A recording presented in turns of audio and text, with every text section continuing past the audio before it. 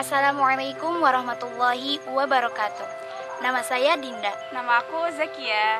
Hai, aku Hansa. Nama aku Vika. Aku Nasya Alhafizah. Nama aku Aulia. Aku Alia. Aku Fani. Aku Aisyah Musfirah, tapi panggilan akrabnya Aish.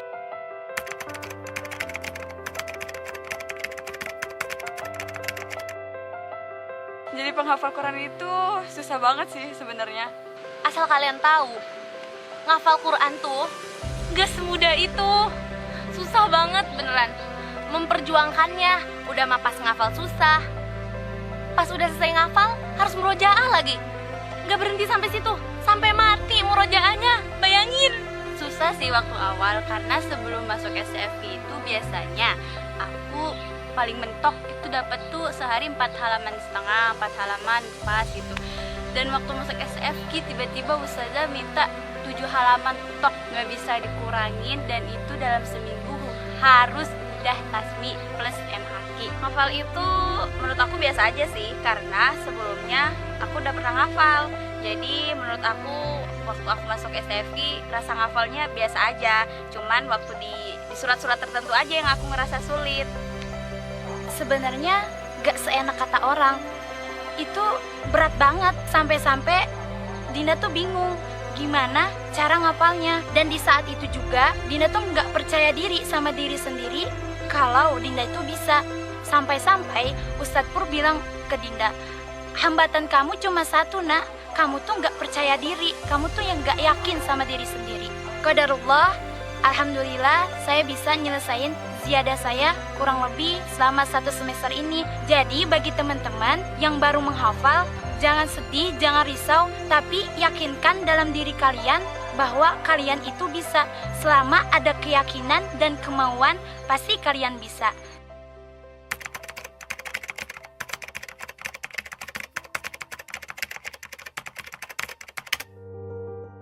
Perkembangan. Oh iya, aku ingat banget waktu itu pertama kalinya aku masuk ke STFQ, ada ujian juz 30 karena semuanya tuh yang udah dapet juz 30 langsung aja gitu ujian.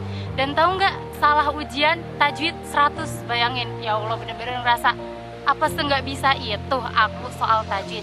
Dan selama 3 bulan aku ngerelain waktu tidur aku buat belajar tajwid. Alhamdulillah. Aku dulu nggak bisa public speaking. Nah pas aku di STFQ dilatih terus sampai aku akhirnya bisa ikut lomba debat.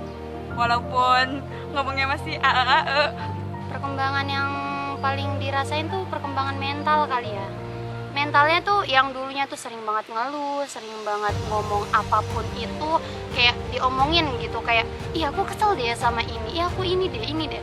Terus panjang perjalanan itu kayak ngerasain kamu tuh nggak boleh begini loh, kamu tuh harusnya begini gitu.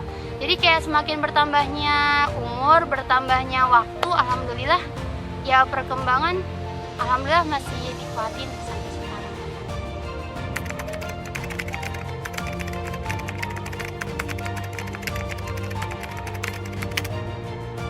Kabur. Nggak pernah. pernah sih, tapi karena nggak tahu jalan jadinya nggak jadi. Pernah. Pengen banget kabur. Tapi mikir orang tua tuh udah susah-susah nyekolahin jauh-jauh. Biaya bis tuh mahal, gak semudah itu. Apalagi kalau kaburnya pakai pesawat. Gak punya duit, udah mah gak tahu jalan.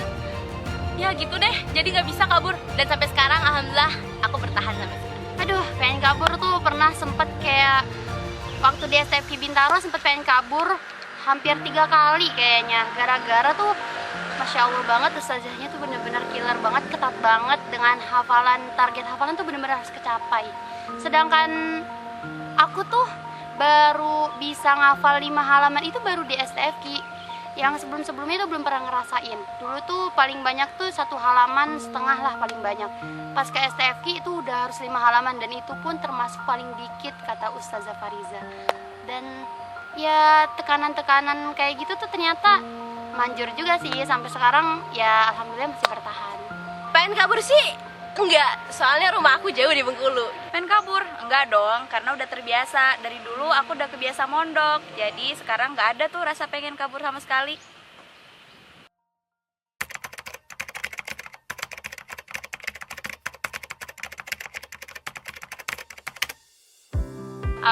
Ada sih, pasti ada yang jago-jago. Cuma kalau aku masih belajar sih ya. Fakta tahu. Fakta sih, karena sejauh yang aku lihat mereka emang hebat-hebat, terutama dalam segi hafalan.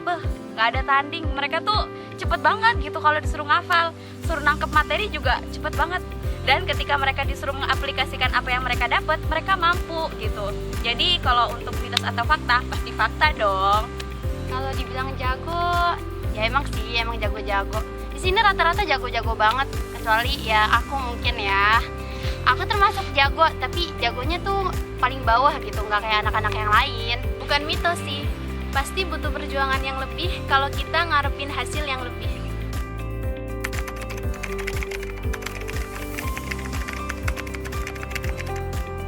Hal yang paling senang aku lakuin di pondok itu adalah ketika misalnya nih ada satu orang yang punya makanan, itu makannya mesti bareng-bareng. Jadi kita tuh bisa ngerasain dia bahagia, kita juga bahagia gitu. Pokoknya kalau udah masalah berbagi itu seru banget deh. Jadi meskipun yang punya makanan satu orang, yang bisa ngerasain tuh semuanya. Yang paling senang waktu dilakuin di pondok itu masak. Ustazah Fariza itu suka banget ngajak fun cooking. Dari awal aku masuk Bintaro, SFK Poge sampai ke Bogor. Dari yang masaknya ayam geprek, disambelin sampai kemarin terakhir masak-masak tamis. Itu seru banget. Jadi aku kayak ngerasa, ih aku bisa ya masak walaupun cuma ngupas bawang doang sih. Yang paling seneng dilakuin di asrama nyanyi bareng sih ya. Misalnya nih ada kayak ngasih kayak dikit kata doang kayak ma'assalam, terus nanti pada nyambung semua. Nggak tahu kenapa kayak random banget gitu. Kalau udah di asrama tuh kayak semuanya pasti bakalan dilakuin bareng-bareng gitu. Nggak ngerti lagi sih.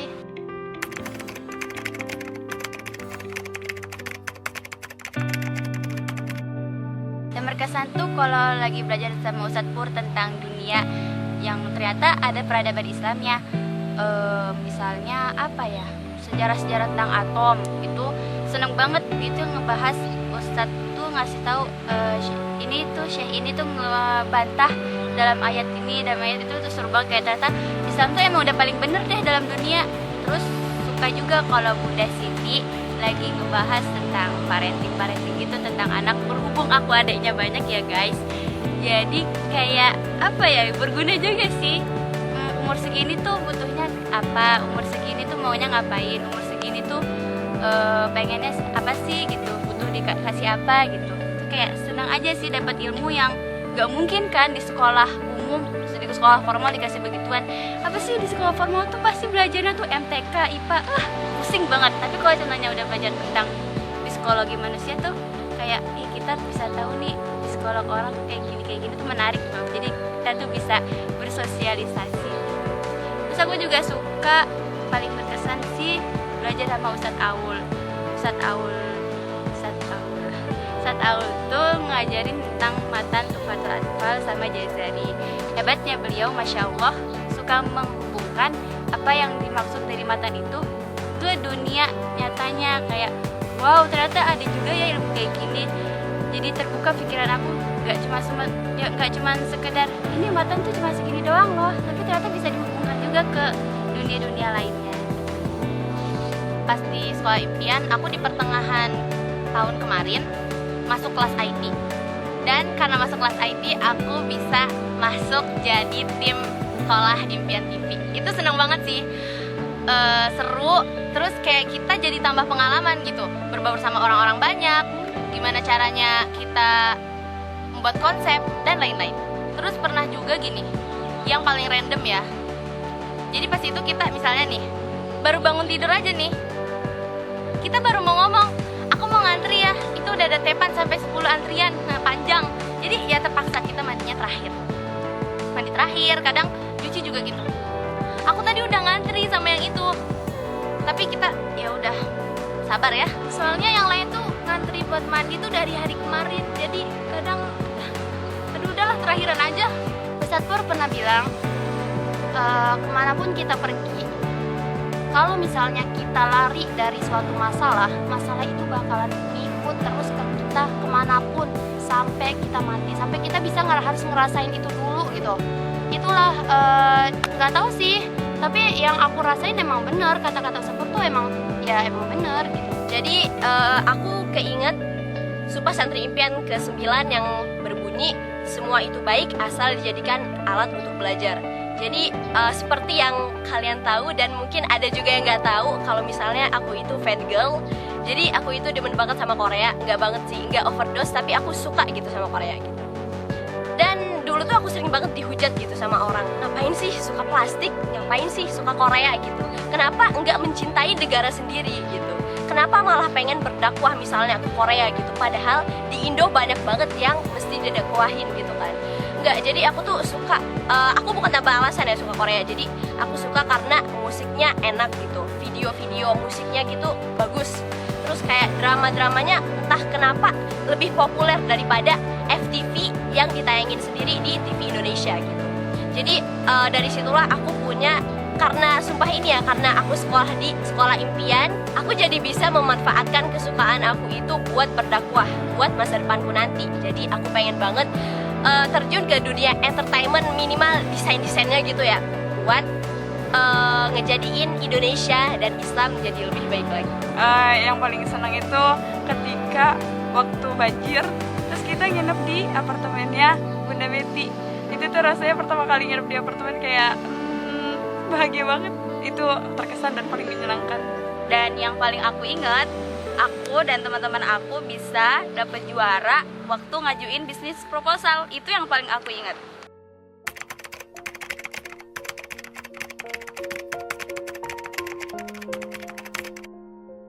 Jadi waktu itu masa observasi di juz 6, masuk di juz 7, dapat kabar dari ustadzah bahwa ayahku meninggal, dan itu langsung bikin aku ngedown banget sih. Pengalaman terberat jadi guru pengabdian. Serius sih, itu benar-benar gak ada persiapan banget.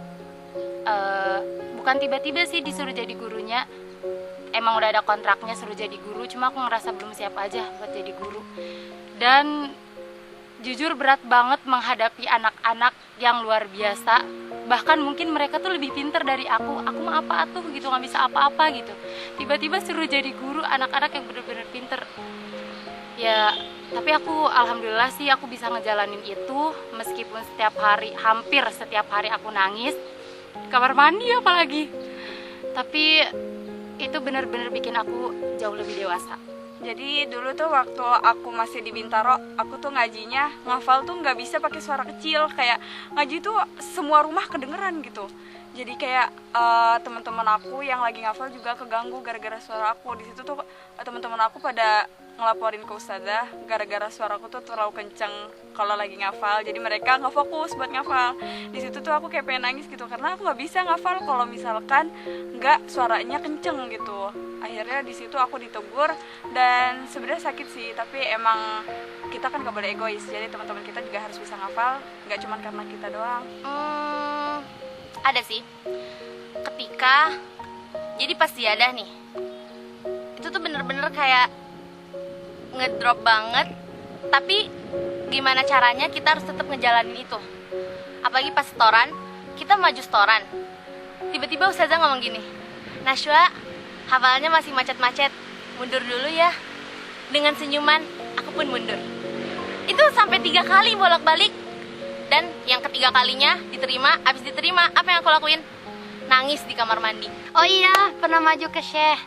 Waktu itu tuh sempet kayak terharu gitu.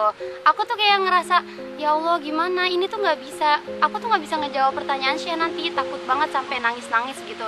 Menghadap ke Allah tuh sampai kayak, ya Allah gimana ini gitu. Hafalannya udah kacau balau. Itu posisinya itu mau ngambil 10 juz. Dan itu bener-bener kayak Ustazah Fariza tuh bilang kayak, kamu bisa Ul, kamu tuh bisa gitu. Akhirnya majulah ke Syekh. Dan di saat Syekhnya ngasih jawaban dan itu gampang banget, akhir surah Ali Imran apa Al-Baqarah gitu yang kata itu tuh kayak, ya Allah, Allah tuh baik banget, kayak kok bisa ya. Sampai Syekhnya tuh kayak nanyain kenapa nangis, sampai dikasih tisu gitu kan sama Syekhnya, kayak wah Masya Allah banget, sampai terharu kayak aduh nggak tahu deh, pokoknya itu kayak pengalaman keren banget deh.